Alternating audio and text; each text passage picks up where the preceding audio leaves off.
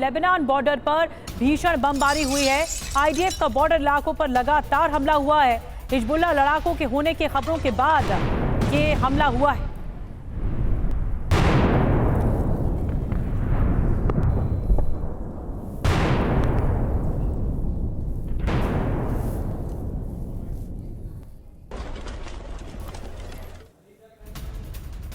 और लेबनान में UN base पर इजरायल का हमला। जी हां, यूएन फोर्स के नकोरा बेस पर रॉकेट अटैक। फ्रांस ने इजरायली राजदूत को तलब किया है।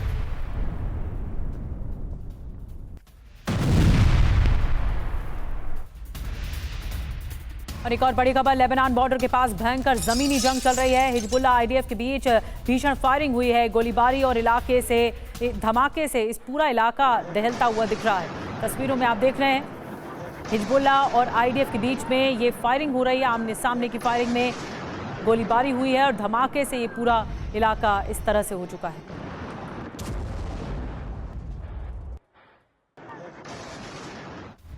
और इजरायल के संभावित हमले से डरा ईरान। ईरान को एटमी प्लांट पर हमले का डर। मिडिल ईस्ट के देशों के संपर्क में ईरान इजरायल के संभावित हमले पर ले रहा है जानकारी। इजरायल को अमेरिका रोके, ये कहा गया है।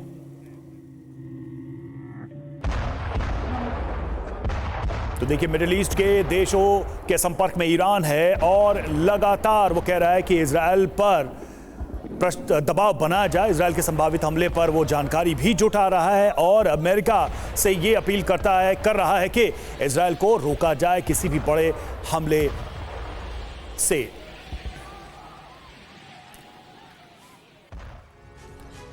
तो ईरान का डर सामने आया। इजरायल के संभावित हमले के बाद ईरान को एटमी प्लांट पर हमले का डर है। खबर आपको बताते हैं क्या है। हमले से पहले भी ईरान डरा हुआ है। इजरायल के संभावित हमले से घबराया हुआ है ईरान। हमला कितना बड़ा होगा जानने की कोशिश की जा रही है। मिडिल ईस्ट के देशों से जानने की कोशिश की जा रही है।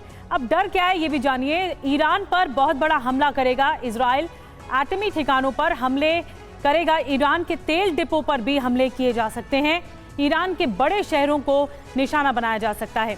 अमेरिका से क्या गुहार लगाई गई है? हमलों पर अमेरिका इजरायल से बात करे, एटमी ठिकाने, तेल डिपो पर हमला न करने के लिए राजी करे। यूएई, बहरीन, कतर ने भी अमेरिका से बात की है। अब अमेरिका क्या कर रहा है ये भी आप देखिए। इजरायल से हमलों पर बात कर रहा है अमेरिका। ईरानी हमले का कैसे जवाब दें, चर्चा जारी है। बाइडेन नहीं चाहते एटमी और तेल डिपो पर हमले हों, इसलिए रणनीति बनाई जा रही है। अब सबकी चिंता क्यों है इस ओर? ईरान दुनिया में बड़ा तेल उत्पादक देश है और तेल डिपो पर हमले से बड़ा संकट आ जाएगा। दुनिया के कई देशों में जो सप्लाई होती है वो सप्लाई लाइन बाधित होगी। तेल डिपो नष्ट होने से दुनिया के देश प्रभावित होंगे और सबसे ज़्यादा तेल को लेकर दिक्कत होगी। और हमारे साथ खास मेहमानों का एक पैनल जुड़ा हुआ है इस वक्त। Major general retired Sanjay Meson साहब जुड़ रहे हैं हमारे साथ रक्षा विशेषज्ञ के तौर पर। प्रोफेसर अमिताभ सिंह हमारे साथ जुड़ रहे हैं विदेश मामलों के जानकार के तौर पर। महेश सचदेव जी हमारे साथ जुड़ रहे हैं पूर्व राजदूत के तौर पर। तेल अवीव से हमारे साथ मनीष झा कुछ ही देर में जुड़ेंगे, उनके पास चलेंगे। लेकिन मेसन सर, मैं आपसे स्टार्ट कर रही हूँ इस चर्चा की कि जिस तरह से इस वक्त समीकरण आप देख रहे हैं कि ईरान डरा हुआ है और हम वजह भी बता रहे हैं कि क्यों डरा हुआ है, लेकिन ईरान से ऐसा लगता है ज्यादा डरा हुआ अमेरिका है, क्योंकि अगर ईरान पर अटैक होता है तो बहुत ज्यादा दुनिया बाधित हो जाएगी उन वजहों पर जो ईरान कनेक्टेड है, मसलन तेल के इश्यूज पर। और देखिए, आपने बड़ा उचित सवाल उठाया है। पहली बात, अगर हम ये बोलें कि ईरान डरा हुआ है या अमेरिका डरा हुआ है, वो शायद शब्द गलत हो जाएगा। सब चिंतित और गंभीर जरूर हैं। अभी लड़ाई में ये स्टेज है कि कोई अपना डर नहीं दिखा सकता है।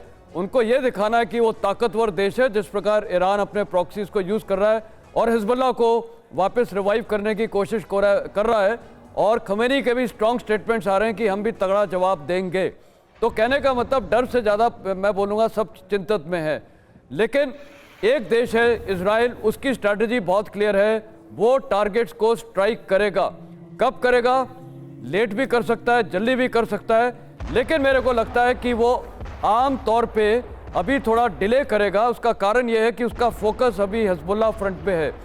जब तक हिजबुल्लाह फ्रंट का मेरे ख्याल लितानी रिवर तक वो कैप्चर नहीं करेगा, जिसमें समय लगेगा, काफ़ी कैजुअल्टीज भी हो सकती है दोनों तरफ की, और कमांड कंट्रोल स्ट्रक्चर जो उसकी कोशिश है डिस्ट्रॉय करने का, उसके बाद शायद उसका फोकस ईरान में जाएगा और हो सकता है जल्दी भी हो। यूएन जो यूएस इलेक्शंस होने हैं उसके ऊपर भी प्रभाव हो सकता है। तो देखिए काफी एंगल्स हैं, काफी डायमेंशंस है, क्या होगा बिल्कुल इसको प्रिडिक्ट करना बहुत ही मुश्किल है। प्रिडिक्ट करना मुश्किल है, लेकिन एक प्रिडिक्शन हर तरफ से है कि ये जंग अभी रुकने वाली नहीं है, ये तनाव अभी खत्म होने वाला नहीं है, बल्कि बढ़ने के आसार ही दिखाई दे रहे हैं।